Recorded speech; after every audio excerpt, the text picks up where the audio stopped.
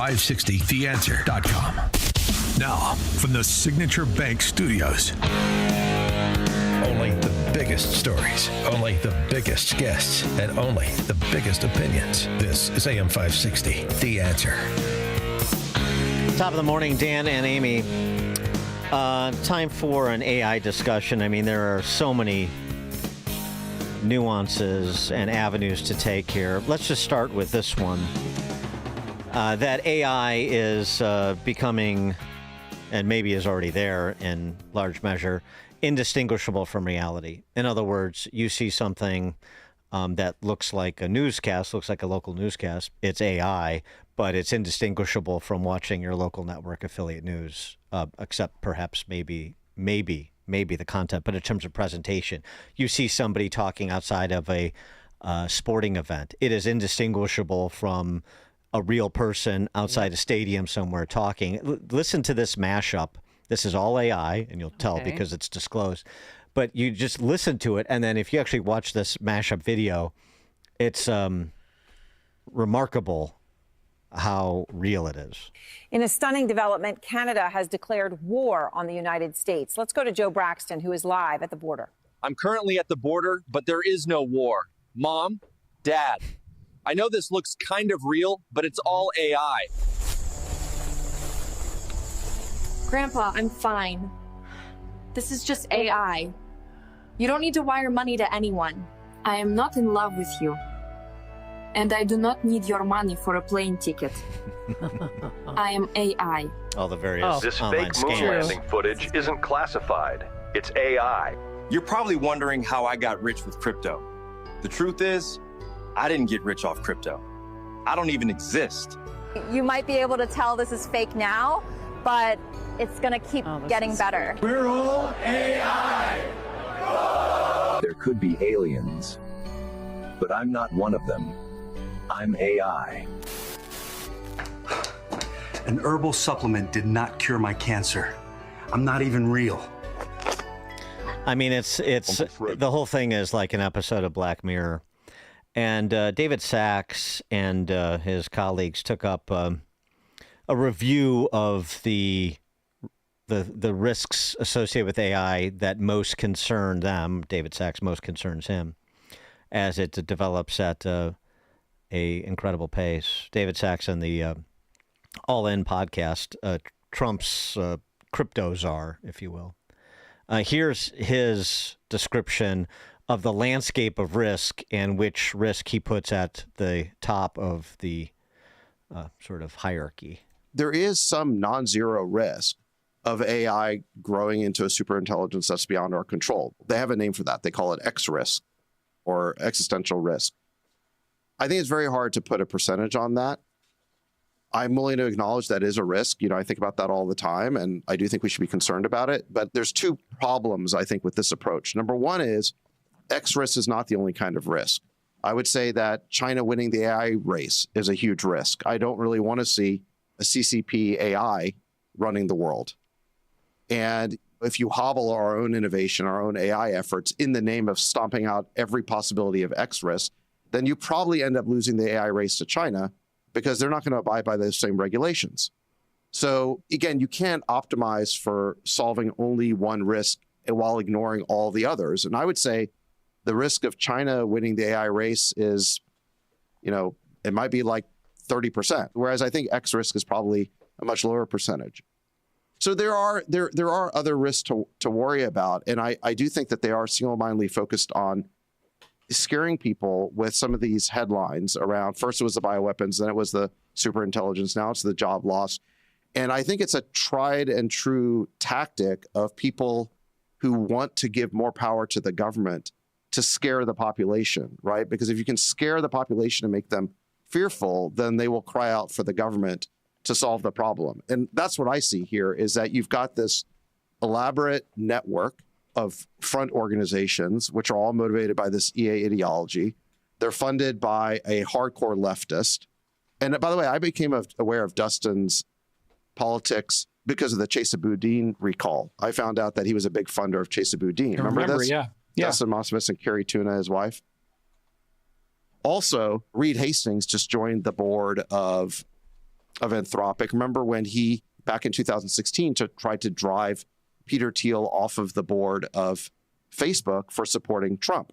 So, these are like committed leftists, they're Trump haters. But the point is that these are people who fundamentally believe in empowering government to the maximum extent. More government and empowering government to the maximum extent.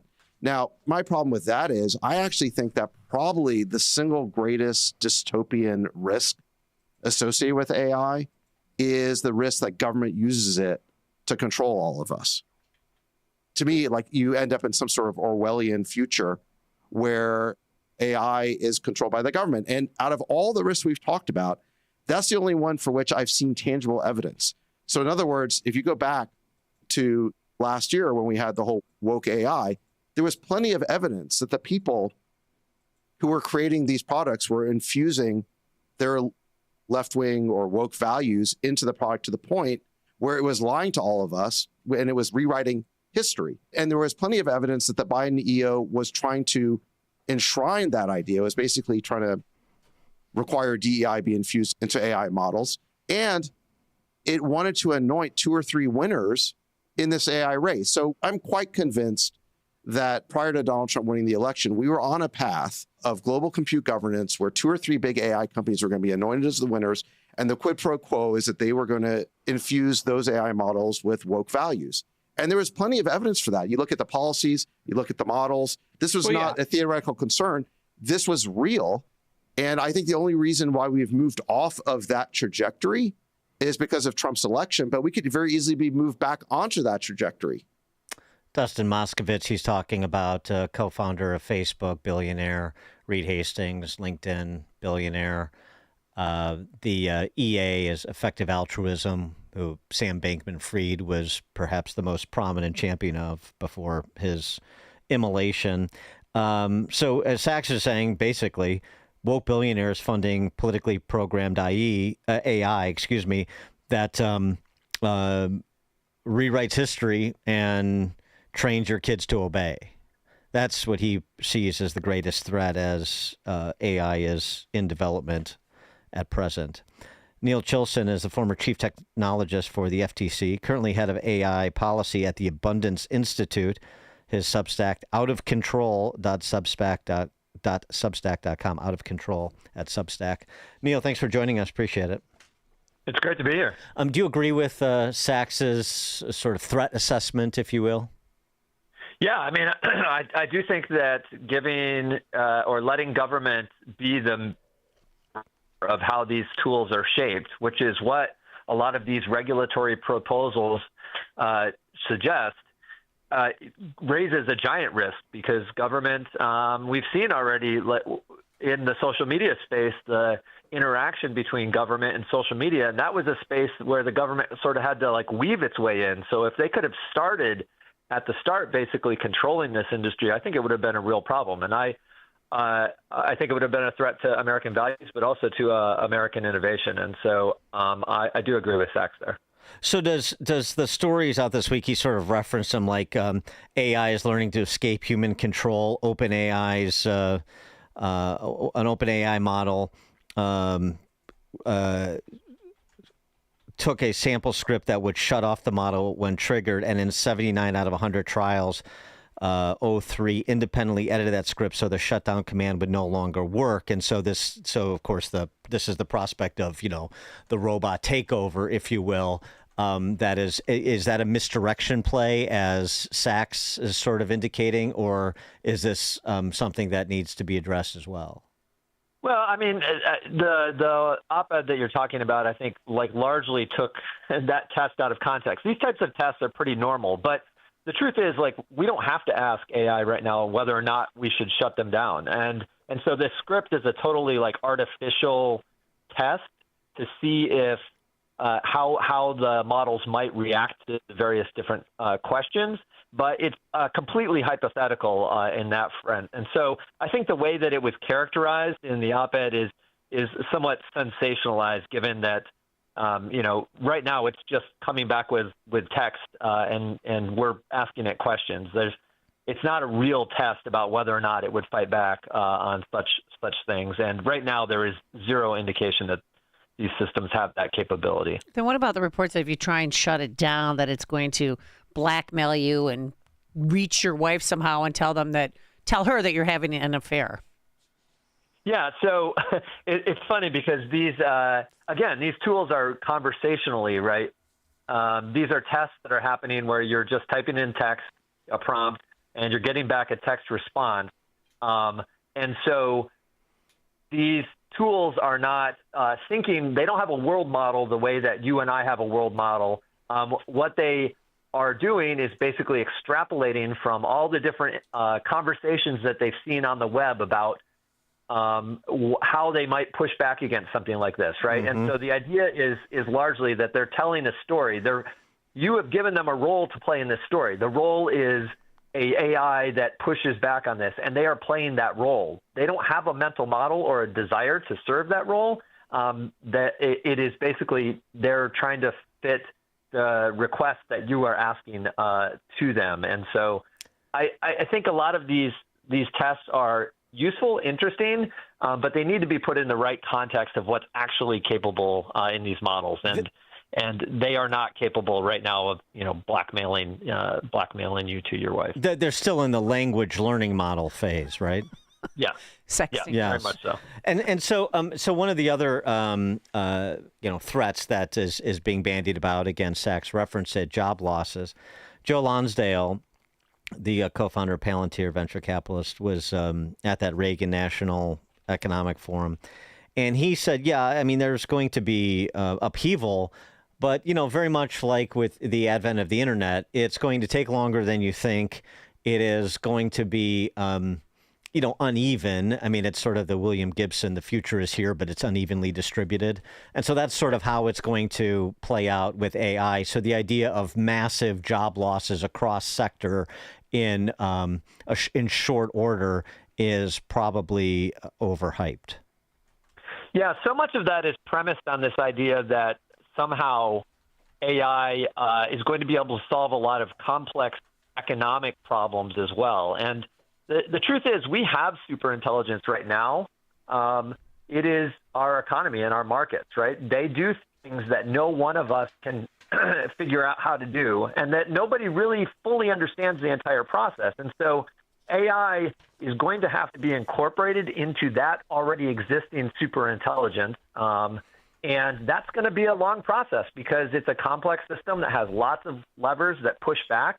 And so I think these really powerful tools are going to bring a lot of changes, but they're going to be changes in the context of an already extremely complex human society and market system that does amazing things right now and is going to do many more amazing things given these powerful tools. Yeah, I just to build on that, I wanted to play this clip of a Wharton Business School professor, Ethan Mollick, who who studies AI and did this interview about sort of AI as entrepreneur, AI to replace the entrepreneurial capitalist, and it's, as you're suggesting, it's more complicated than you think. You can whip up a product in hours, right? Now, anybody that scaled a product knows that product that you're whipping up in hours, it's just a prototype. There's no, but it's only a matter of time, Ethan, that we'll see. Well, that's the question, right? Right now, prototyping, amazing. Advice on scaling, quite good. I mean, it does a really good job on pricing. You could do, we get more sophisticated, right? Other things it does, vibe coding, absolutely. Non-coders, you get like a great prototype. Actual coders who are top, 1% per coders are 100 times more productive. Like there's huge gains, right? Yeah. For people who ever had to price something. The AI does a really good job with simulated pricing, both by doing research, but also you can do conjoint analysis on AI preferences and get good outcomes. Like there's a whole bunch of hard problems that get cracked by this, but it doesn't handle distribution all the way. Like I'll build the website up. It's not like I could say, go run a marketing campaign, come back when you've made me money, right? And so that's the limit right now. If we take entrepreneurship as the benchmark, we could say ideation is a pretty cracked problem, right? We could say that initial prototyping it's quite good at, but then the next stage of building and scaling, not yet. Does it get there? What it does, what does that change about entrepreneurship? Those are the big questions that we don't have answers to. What say you, Neil? Yeah, I mean, there's still going to be, Ethan didn't even talk about the previous problem, which is deciding what problems to try to solve, right? Yeah, right. That selection, that judgment, that ability of humans to say, like, hey, from my experience, what do humans need? What do I want to build? What am I curious about? Certainly these tools, once you have those ideas, can help you both prototype them quickly and then in some ways scale it out. But there's a lot that goes into creating a powerful, useful product that even humans don't really know, right? So it's not a knowledge problem. It's not an intelligence problem. It's an exploration problem where you have to try things out, react to the market. And those types of reactions, I think these tools will help us do, but they're not going to replace the choice factor, the ability to make choices, the need for humans to make choices and judgments about how they use the tools. And the race with the Chinese Communist Party, should we take an adversarial approach, or should we try to negotiate some sort of, a quasi arms control agreement when it comes to AI with an adversary like China? Well, I think, again, this is this extremely broad technology. So if you're talking about using AI in military situations, I do think that there is a really important need for the U.S. to be a leader in that space and to have enormous capability there. And there's some risk that we're behind on that, especially on the hardware side, the sort of more robotic side of AI, even though we lead pretty well on the software side. And so I do think that this is an important race dynamic. I would say the other dynamic that's here is not just in building like these big models, what they call frontier models. Like that's a race. That's the most tangible race that people see. But there's a real need for us to take the models, take the tools that have been built and incorporate them into the things that we're doing. These are powerful tools. They can really, we're not going to get the benefits of, all the benefits to healthcare, all the benefits to government services, all the benefits to, driving and transportation and lots of other spaces, unless we start actually building these systems out across our economy. And one of the big challenges there is that we have 1,000+ bills at the state level that are looking at setting up, this thicket of red tape that could totally slow down our deployment of this. And so I worry about that race dynamic. China, if they want to incorporate this, they can plow through a lot of those, including, a bunch of individual rights to do so. We have constraints that are important, but we need to be smart about how we regulate in this space so that we don't unnecessarily handicap ourselves here in the U.S. Neil Chilson, former chief technologist for the FTC, currently head of AI policy at the Abundance Institute. You can find his writings on the topic at outofcontrol.substack.com. Neil, thanks for joining us. Appreciate it. Thanks for having me. Thank you. And he joined us on our turnkey.pro answer line. You're listening to Chicago's Morning Answer with Dan Proft and Amy Jacobson on AM 560. The Answer. Hi, I'm Ken Mariotti, owner of Woodland Windows and Doors, a third-generation family-owned business since 1969. We know you're bombarded by choices when shopping for new windows or doors, so we're inviting you to experience the Woodland difference. For decades, we have been transforming living spaces with Marvin Windows, a fifth-generation